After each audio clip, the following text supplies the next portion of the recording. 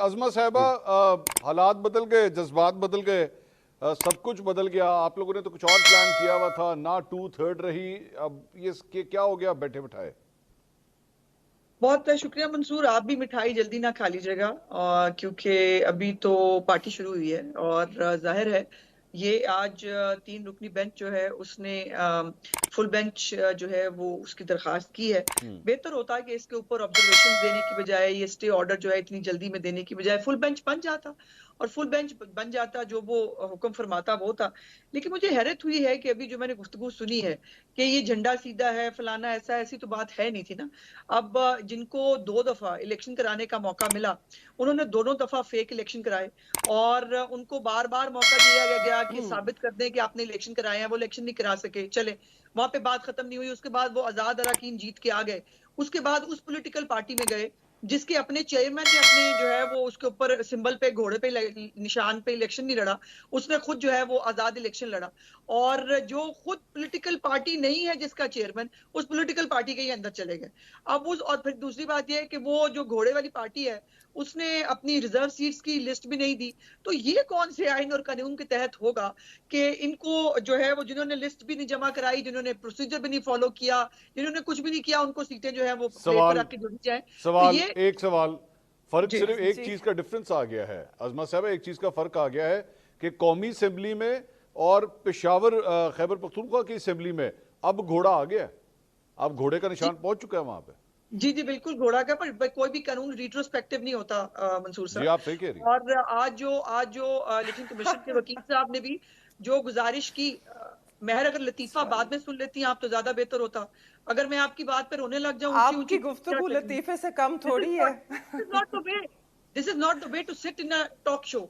हम यहाँ पर आपको लतीफे नहीं सुना रहे हैं, आपके लिए पूरा मुल्क लतीफा है। आपके लिए इस मुल्क का हंसने आइन पर लतीफा पाबंदी है। थोड़ी है आपके उज़मा। पॉलिटिकल एहतजाज पार्टी पे की भी सियासत पाबंदी, लतीफा है। जमहूरियत पे भी पाबंदी, राय पे भी पाबंदी। प्लीज मुश्किल प्लीज हालात में बंदा Let हंस me ले, अब उस complete, पे भी please. पाबंदी है।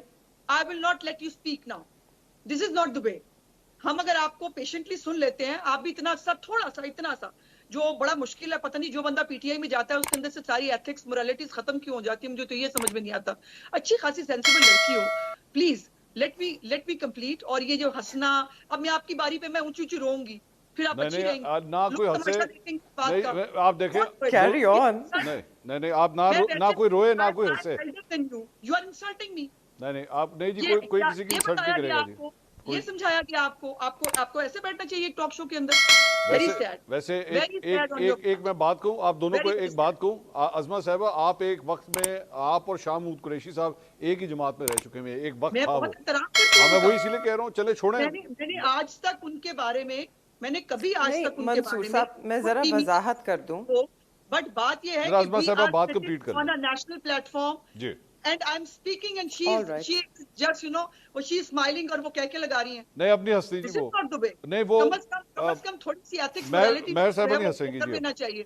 महर ये साहबा तो कोई आप तरीका आपने नहीं हंसना, महर साहबा आपने हंसना नहीं है। हंसने अज़मा के साहबा क्यों आपने रोना नहीं है, बस आप नहीं। शुरू करें। जी, मैं इनके हंसना घोड़े मना है। अगर ये अपना इलेक्शन नहीं करा सके, ये लतीफा है। अगर इनको इनको अकल नहीं आई कि इनको जो है वो पॉलिटिकल पार्टी जो है वो कैसे बनानी है, पॉलिटिकल पार्टी की डेफिनेशन इनको नहीं पता, तो ये लतीफा है।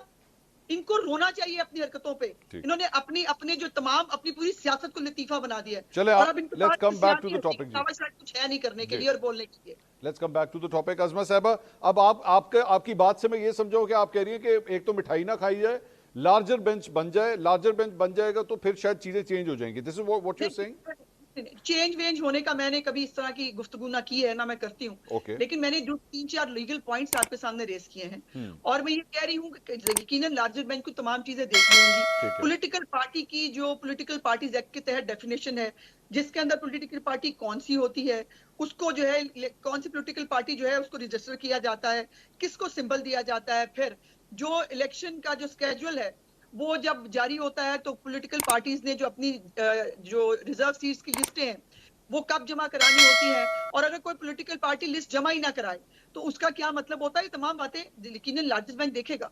ठीक है, ओके। ये अब आपकी बारी है मेहरबानो साहबा। एक तो सबसे पहले अज़मा साहबा ने ये तो कह दिया कि मिठाई बहुत जल्दी मत खाएं, अभी तो पिक्चर अभी बाकी है, अभी तो लार्जर बेंच बनना है, फैसले भी आने। आपको सिर्फ अभी एक स्टे मिला है, एक स्टे के ऊपर और क्यों हंसना मना है। अजी वो आप प्लीज इस चीज का ध्यान रखिएगा। रोना पूरी है, रो सकती हैं आप, हंसना मना है। नहीं बोलिए जी, आप पूरा जवाब। पाकिस्तान रो रहा है उस्मा बीबी, आपकी हुकूमत, किसान रो रहा है, आपने तो किसान को बर्बाद कर दिया। शुक्र करें हम हंस रहे हैं। वाओ, 2 किसान मारे थे आपकी हुकूमत। मुझे तो हंसी, मैं समझा देती हूँ कि मुझे हंसी क्यों आई, मैं वजाहत कर देती हूँ। मैं आप पे मेरा बिल्कुल कतन ये मायने नहीं था कि मैं आपको आप गुस्से हो जाएं या आपको नाराज करूं। हंसी मेरी इसलिए छूटी क्योंकि आपने कहा रेट्रोस्पेक्टिवली कोई कानून अप्लाई नहीं करता। तो मुझे याद आया कि जब पीडीएम की हुकूमत थी और आप लोग कानून साजी कर रहे थे और आप कुछ तरमीम लाना चाहते थे जिसकी बिना पर आप चाह रहे थे कि मियाँ साहब के जो केसेस हैं जिनमें उन्हें सज़ा हो गई है वो उसमें बरी हो जाएं, तो तब वो रेट्रोस्पेक्टिवली आप अप्लाई कराना चाह रहे थे और इसी तरह का कानून बना रहे थे। तो मुझे वो याद आया and the irony of it मेरी हंसी छूट गई। आई एम सॉरी, माफ़ी मांगती हूँ। हंसना नहीं चाहिए क्योंकि बड़े संगीन सूरत हाल है मुल्क में। आप बिल्कुल ठीक कह रही हैं। इस मुल्क में पाकिस्तान की आवाम को रोना चाहिए, मातम करना चाहिए है कि किस तरह आइन को रोंदा गया, किस तरह जमहूरियत को बिल्कुल एक तरह से रद्द कर दिया गया, किस तरह जो है जमहूरी तसलसल जो है उसको आपने ठोकर लगा दी, किस तरह लोगों को आपने ज़दोकोब करके इस वक्त चुप करा दिया। उनको ना एहतजाज का हक है, ना राय का हक है, ना उनकी वोट की अहमियत है। हमें तो वाकई नहीं हंसना चाहिए है, ये तो रोने का ही मकाम है, सदमे का मकाम है इस मुल्क में। और किस तरह एक ऐसी हुकूमत जिसके पास 17 सीटों का मैंडेट है आज वो कानून साजी का सोच रही है। और हमें माजरत के साथ जो लोग इसको रिलीफ कह रहे हैं सुप्रीम कोर्ट से, हमें रिलीफ नहीं मिला है। पहली सुप्रीम कोर्ट ऑफ पाकिस्तान ने आइन और कानून के मुताबिक एक फैसला किया है।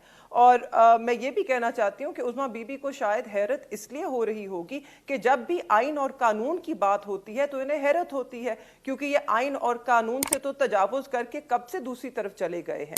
इन्हें तो आइन और कानून से कोई लेना देना नहीं है, ना ही कोई फिक्र है। जिस तरह इन्होंने इनकम्प्लीट हाउसेज में इलेक्शंस करवाए, चीफ मिनिस्टर के, स्पीकर्स के, डेप्यूटी स्पीकर्स के, इनका क्या लेना देना आइन और कानून से। आज बहुत अच्छा फैसला किया है और बेशक फुल बेंच बने, मगर जब तक फुल बेंच नहीं बनता है ये बिल्कुल कानून और आइन के मुताबिक फैसला है कि वो सस्पेंड हो सीटें। और ये हमारा मौकफ और मेरा मौकफ पहले दिन से रहा है। ठीक है, मैं मंसूर एक मिनट जी मुझे एक तो क्लैरिफिकेशन दिला दें। मुझे नहीं समझ में आई, मैं रो भी नहीं सकी, मैं हंस भी नहीं सकी, मैं सिर्फ हैरत ज़दा हूं। मैंने मेहरबानो साहबा का आप ही के साथ एक जो है पॉडकास्ट देखा जिसके अंदर वो एक्सेप्ट कर रही थी कि नवाज शरीफ साहब को गलत सजा दी गई। आज वो मोहतरमा मुझे बैठ के बता रही हैं हंसने के बाद बात आई कि कानून जो है वो उसको रिस्पेक्टिव नहीं होना चाहिए था, क्योंकि एक बंदे के साथ बकौल इनके गलती हुई थी लेकिन उसको दुरुस्त नहीं करना चाहिए।